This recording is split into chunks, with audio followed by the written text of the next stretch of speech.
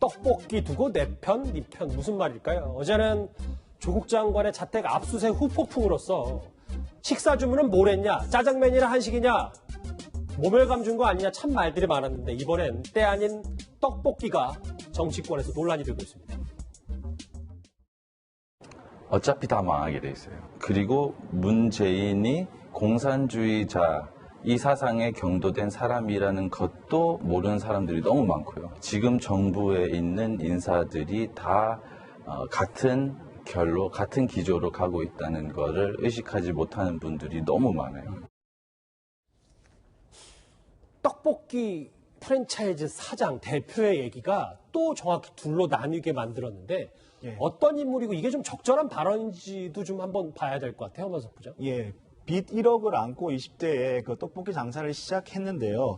그래서 노점상 8개월 만에 이제 그 서울 신사동 가로수길에서 이제 1호점을 열었습니다. 그렇게 해서 국대 떡볶이라는 이제 떡볶이 체인점을 이제 운영하게 됐습니다. 이 대표인 그 김상현 대표가 최근에 이제 이 조국 사태와 관련해서 문재인 대통령과 조국 그 장관에 대해서 굉장히 강도 높은 그런 그 비난을 이제 그 얘기를 했습니다. 그래서 이 발언에 대해서 여야 정치권에서 찬반 양론이 이제 벌어지고 있고 또 이제 그 소비자들 사이에서요 불매 운동과 또 이렇게 물건을 오히려 이제 이 음식을 팔아주자 하는 이런 운동이 같이 지금 벌어지고 있는 이런 상황입니다. 이렇게 왜냐하면 기업인이라는 것은 뭐 대기업이든 중소기업이든 간에 이런 정치 문제에 있어서 자기 의견을 어느 이제 한쪽의 의견을 딱 지지하는 이런 것을 또 이렇게 말하기가 쉽지 않고 더구나 이제 대통령과 이 현직 장관에 대해서 비난하는 의견을 공개적으로 또 굉장히 센 강도로 이렇게 비난하는 것은 쉽지가 않기 때문에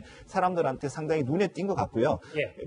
문재인 대통령을 더구나 이제 공산주의자라고 이제 얘기한 것으로 알려지고 있는데 이것은 이제 그 김 대표의 얘기를 들어보면 공산주의에 경도돼 있다라고 이런 식으로 해서 약간은 좀 이렇게 방어를 하고 빠져나가는 그런 지금 발언을 했습니다. 예. 글쎄요. 뭐 아까 자영당 김재현 의원은 SNS에 25인분 떡볶이 사 먹었다고. 네 편, 내 편. 근데 박준 변호사님. 네. 가맹점주들에게는 어떤 입장이 될까요? 지금 이거를 불매운동 하자는 경우가 있고요. 또 지지하자고 지금 김재현 의원은 뭐 25인분 사 먹었다고 지금 합니다. 그 화이팅 하면서. 근데 문제는 가맹점주는 어쨌든 저쨌든 논란이 되면 사실은 매출에 영향을 미칠 수밖에 없습니다. 이 사람들은 뭐 공산주의든 뭐든 관계도 없잖아요. 사실은 어쩌면 이 장사를 잘하고 이런 것들이 중요한데 그러다 보니까 김상현 대표가 조금 돌아선 것 같아요. 점주들한테 미안하다. 점주들한테 손해가 가지 않도록 좀 팔아달라라면서 자신의 행동을 뭐 반성 이거보다는 그 가맹점들한테 피해가 안 가게 좀 해달라고 또 SNS를 통해서 지금 부탁을 하고 있는 그런 상황입니다. 자, 이런 가운데요. 집권 여당인 더불어민주당은 조국 정국의 해법을 놓고 여전히 갈피를 잡지 못하고 있습니다. 오늘 이인영 원내대표입니다. 글쎄 뭐 그런 걸 가지고 지금 대답할 문제는 아니지 않습니까? 일부 우려가 있는 것도 뭐 사실이죠.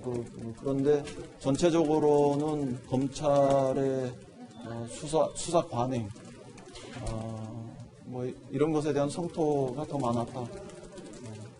조금 더 수정하면 훨씬 더 많았다. 그렇게 말씀드릴 수 있습니다. 사실 어제 저희가 이거를 속보 비슷하게 다뤘었어요. 왜냐하면 그렇게 적임자라고 외쳤던 여당이 윤석열 검찰총장 검찰 고발을 검토하는 건 사실이다. 네. 그러니까 저는요, 아까도 말씀드렸지만 피의사실 공표죄에 대해서 법조인마다 생각이 좀 다를 수는 있어요. 저는 아까도 말씀드렸지만 피의사실 공표로 인해서 침해되는 피의자의 인격권보다는 기본적인 국민의 알 권리하고 공익을 저는 좀 더 높게 생각하는 사람입니다. 그래서 검찰의 피의사실 공표가 그렇게 큰 문제는 없다고 봐요. 예전 적폐 수사도 그렇고 지금도 마찬가지입니다. 앞으로도 그럴 거예요. 다만 제가 정말 궁금한 건 민주당과 조국 장관이 피의사실 공표죄에 대해서 이렇게 문제의식을 가지고 있었나? 전 이번에 처음 알았습니다. 왜? 그동안에 3년에 걸친 적폐 수사에서 민주당은 이 문제에 대해서 한 번도 문제를 제기한 적이 없었습니다. 변창흠 검사하고 이재수 기무사령관이 스스로 목숨을 끊을 때도 마찬가지였습니다. 조국 장관도 마찬가지입니다. 조국 장관 예전 트위터 길 보면 피의사실 공표죄 같은 경우는 위법성이 조각될 수 있다는 취지의 글을 올린 걸로 제가 언론 보도를 봐서 알고 있는데 왜 어찌 지금 이 상황에서 오직 살아있는 권력인 조국 장관의 수사에 대해서만 피의사실 공표의 문제를 제기하고 있느냐. 피의사실 공표 순서로 얘기하면 지난 3년간의 적폐 수사다가 훨씬 더 많으면 많았지 지금은 그것을 세 발에 핍니다. 그렇기 때문에 민주당이 뭐 피의사실 공표에 대해서 문제는 제기할 수 있으나 뭐 그리고 뭐 법 개정안을 만든다고 하면 그것도 추진할 수 있으나 그러기 전에 이미 본인들의 과거의 입장과 지금의 변벽 바뀐 이유는 뭔지 알겠습니다. 그 문제에 대한 어떤 입장부터 좀 정리하는 게 먼저다라고 저는 봅니다. 이 주제 마무리하기 전에 짧게 하나 볼게요. 하정대 국장. 벌써 박지원 의원은 조국 정국 이후까지 생각하는지는 모르겠는데 이 문 대통령, 조 장관, 윤 총장이 다 공동명체고 물러나면 끔찍하다라는 얘기를 했는데 어디까지 저희가 해석을 해봐야 될까요? 역시 박지원 의원이 상당히 그 정치 구단이니까 상당히 저 말만 듣고 무슨 얘기인가 이렇게 생각할 수 있는 시청자들이 많기 때문에 간단히 설명을 하면은 이제 문재인 대통령 만약 조국 장관이 물러난다면 조국 장관 자체도 이제 본인도 큰 타격이지만 문재인 대통령도 큰 타격 아니겠습니까? 당연합니다. 예. 그러잖아요. 그런데 그럴 경우에 과연 문재인 대통령, 윤석열 검찰총장 가만히 놔두겠느냐?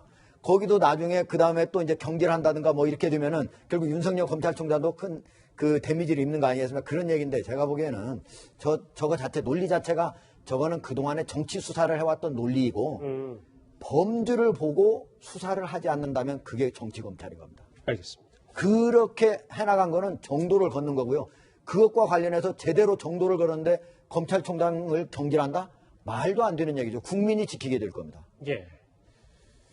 자, 조국 장관을 둘러싼 혼돈의 대한민국 내일이면 벌써 이게 50일이나 됩니다. 정상적인 토론도 안 되고 가뜩이나 일 안 하는 국회는 완벽히 멈춰서 있습니다.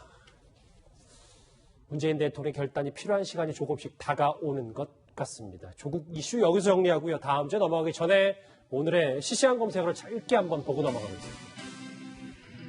유시민 사장, 떡볶이 브랜드 나왔고요. 고 장제한 사건의 핵심 증언 폭로를 했던 윤지호 씨가 경찰의 강제 수사를 받게 됐다.